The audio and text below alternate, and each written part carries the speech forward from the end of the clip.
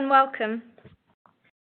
This is the second of 2 live webinars taking place today to provide national standard setters with an overview of the exposure draft amendments to IFRS 17, which the ISB published 2 days ago on Wednesday, 26th of June.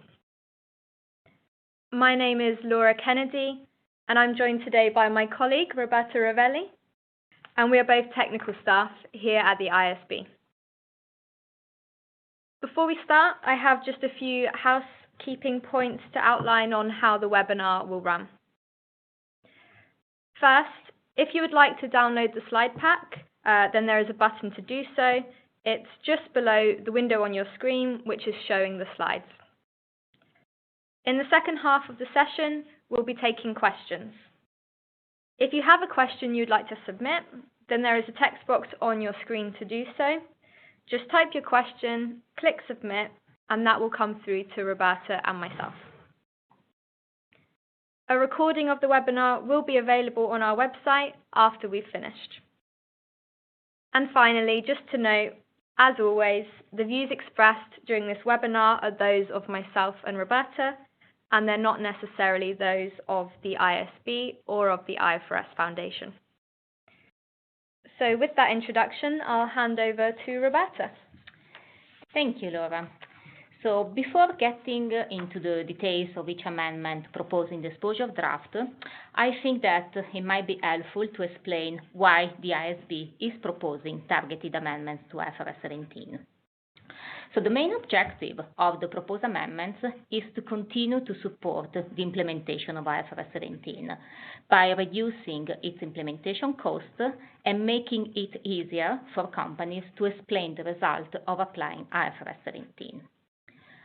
Although narrow in scope, the proposed targeted amendments address many concerns and challenges that were raised since the standard was issued 2 years ago, and provide meaningful support to companies implementing the standard. Importantly, the targeted amendments do not change the fundamental principle of the standard. This was one of the criteria set by the ISB when deciding to consider possible amendments. This is because changing the fundamental principles of IFRS 17 would risk to result in a significant loss of useful information for investors relative to that which would otherwise result from applying IFRS 17 as originally issued. So this means that the ISB has considered but decided not to propose other amendments to IFRS 17.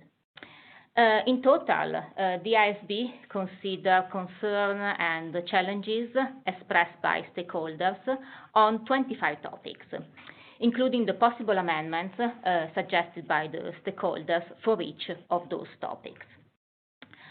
For some of the topics that the ISB has considered, no amendments are proposed in the exposure draft. This is because the ISB concluded that either a change to the IFRS 17 requirement was not justified, or would result in a significant loss of information for investors, or such a change would unduly disrupt the implementation of the standard. This slide shows some examples of areas with suggested amendments that did not meet the criteria. So, Laura, how many amendments is the exposure draft proposing?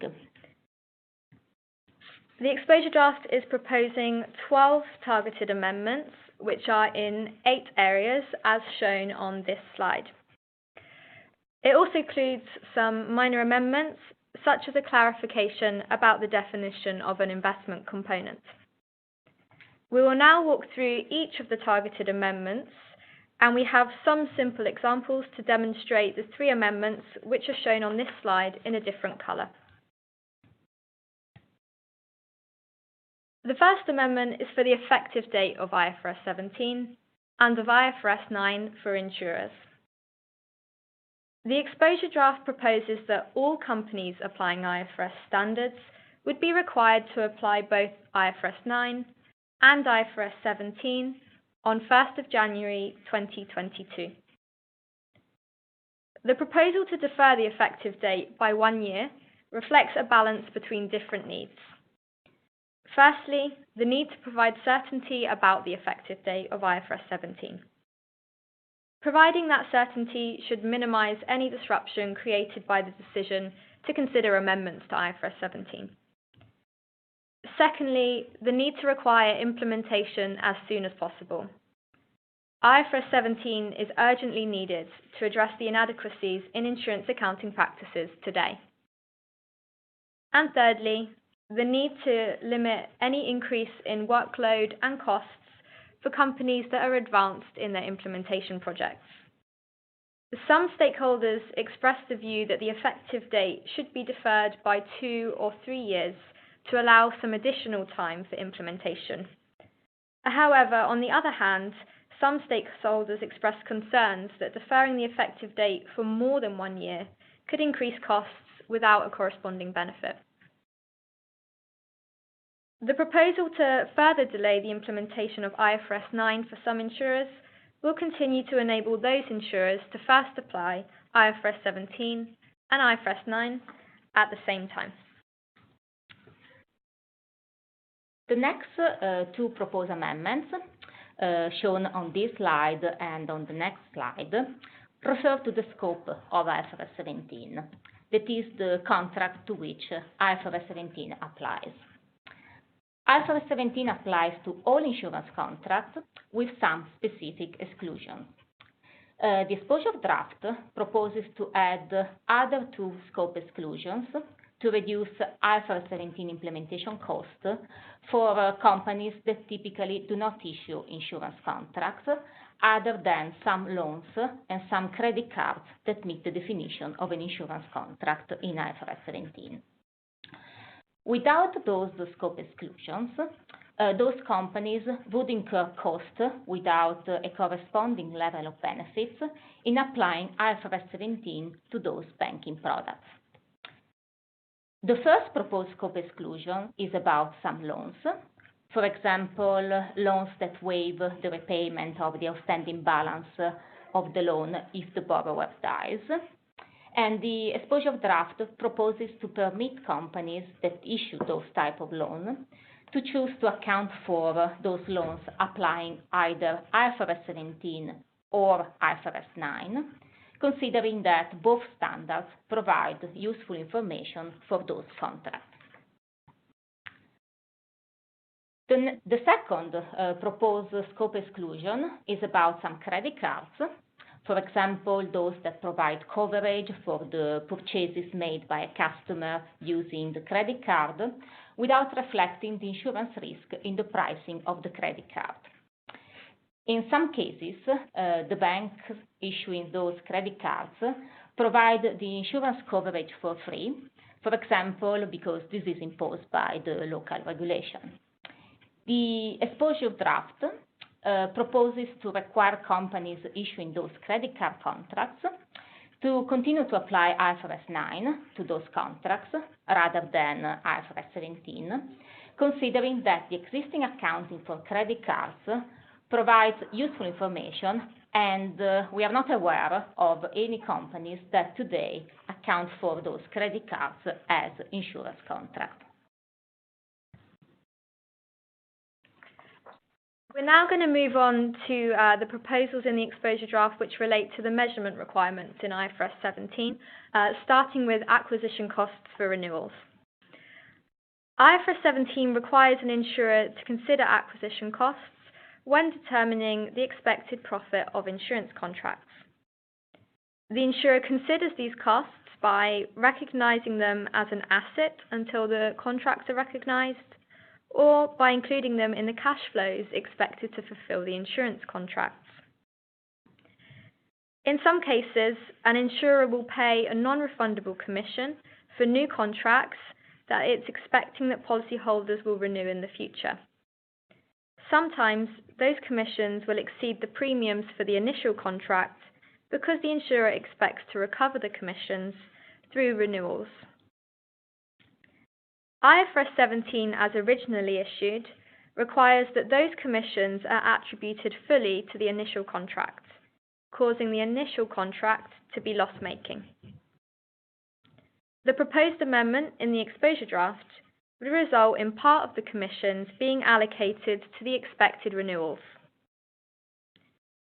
Any acquisition costs paid that are allocated to expected renewals would be recognised as an asset until those renewals are recognised. If facts and circumstances indicate that that asset may be impaired, the insurer would then assess the recoverability of the asset each period before the renewed contracts are recognised, and would recognise a loss if the cost is not recoverable. For example, if the renewal is no longer expected to happen. Let's look at a simple example to demonstrate this one. An insurer pays a non-refundable commission of $150 for new contracts it's going to issue in year 1. The policyholders of new contracts are expected to pay premiums of $100 for year 1, and their expected renewals in years 2 and year 3, also with $100 premium expected for each of those years. For simplicity in this example, no claims are expected. Looking first at the red table on the left-hand side, applying IFRS 17 as originally issued, the full commission of $150 paid would be included in the measurement of year 1 contracts, resulting in an expected loss of $50 for those contracts, compared to expected profit of $100 for the expected renewals in each of years 2 and 3. In comparison, if we look at the table on the right-hand side, which is showing the proposed amendment, the insurer would allocate some of the commissions of $150 to the expected renewals in year 2 and year 3. In this example, 50 of the commissions is allocated to each year 1, 2, and 3, resulting in an expected profit of $50 for each year. In year 1, the 100 commissions which is allocated to expected renewals in years 2 and 3 would be on the balance sheet as an asset and would remain there until those renewals are recognised. The next topic is about the recognition of the contractual service margin in profit or loss, which is determined by allocating the balance to coverage unit. The coverage units are based on the quantity of benefits provided by the contract and the expected duration of the contract. Applying the general model in IFRS 17 as originally issued to the insurance contract without direct participation features, the quantity of benefits and the period over which those benefits are provided relate only to the insurance coverage and do not take into account any investment services that might be provided by the contract. The proposed amendment in disclosure draft would result in coverage units determined by considering both the insurance coverage and any investment return service, a new term that was introduced for the purpose of this amendment. The exposure draft includes proposed conditions for when an investment return service might be provided, and also proposes that a company discloses the relative weighting of the insurance coverage and investment return service. The practical implications of this proposed amendment are illustrated in the example on the next slide.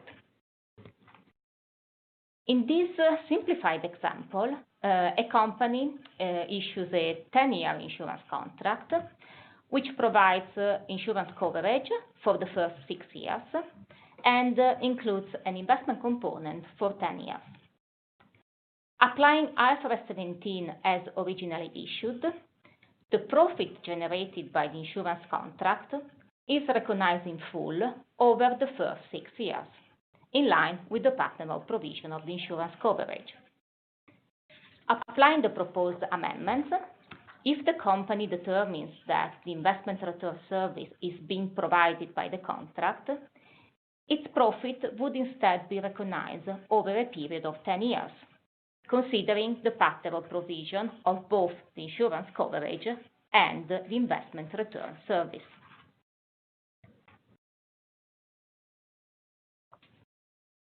The next proposed amendment relates to the risk mitigation option, which is available for contracts accounted for applying the variable fee approach, which I'll refer to as variable fee contracts. That option was included in IFRS 17 as originally issued to mitigate an accounting mismatch between variable fee contracts and derivatives used to mitigate financial risks arising from those contracts. Some stakeholders noted that for variable fee contracts, there's also a similar accounting mismatch which arises when an insurer purchases reinsurance for those variable fee contracts. And so the exposure draft proposes to extend the existing risk mitigation option so that it applies when an insurer uses reinsurance to mitigate the financial risk arising from variable fee contracts. Next, we have a second amendment relating to reinsurance. IFRS 17 requires an insurer to recognise any losses on initial recognition of insurance contracts immediately in profit or loss.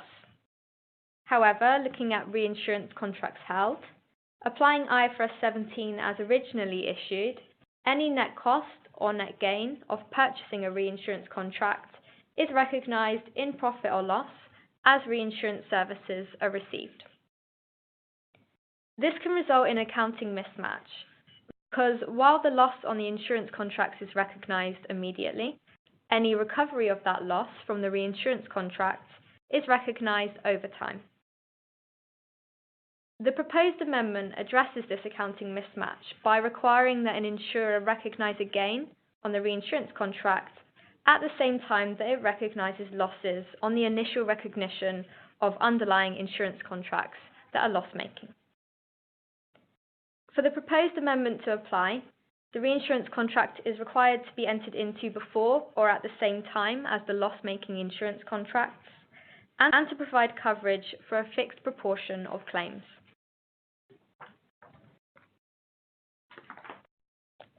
Let's look at another simple example for this one. An insurer issues insurance contracts with expected premiums of 100 and expected claims of 150, resulting in a loss in profit or loss immediately of 50. At the same time, the insurer purchases reinsurance, which covers 80% of all claims on the underlying insurance contracts, for a reinsurance premium of 125. The claims expected to be recovered from the reinsurance contract are 120, being 80% of the underlying claims of 150. And so the overall net cost of purchasing reinsurance is 5.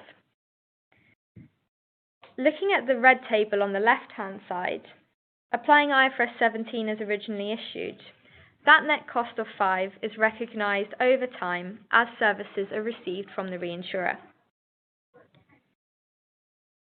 Looking at the table on the right-hand side, applying the proposed amendment, a recovery of 40 would be recognised at the same time as the loss of 50 is recognised on the underlying contracts, reflecting that the insurer is expecting to recover 80% of that loss.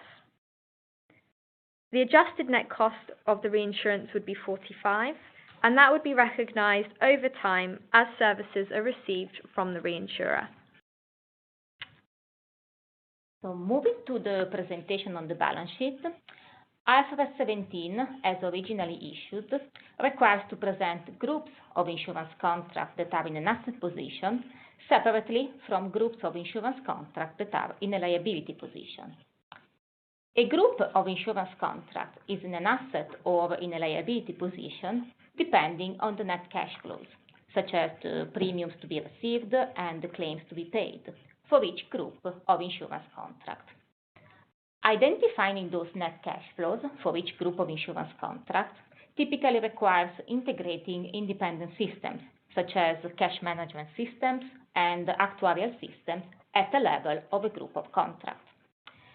The proposed amendment in the exposure draft aims to provide practical relief to insurers by requiring them to present the insurance contract assets and liabilities on the balance sheet at the portfolio level rather than at group level, so that there would be no need to integrate independent systems at the level of a group of contracts solely for the purpose of presenting the insurance contract on the balance sheet.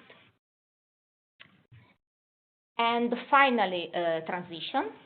So the exposure draft proposes to include in IFRS 17 3 additional reliefs that the insurers could use when they apply IFRS 17 for the first time.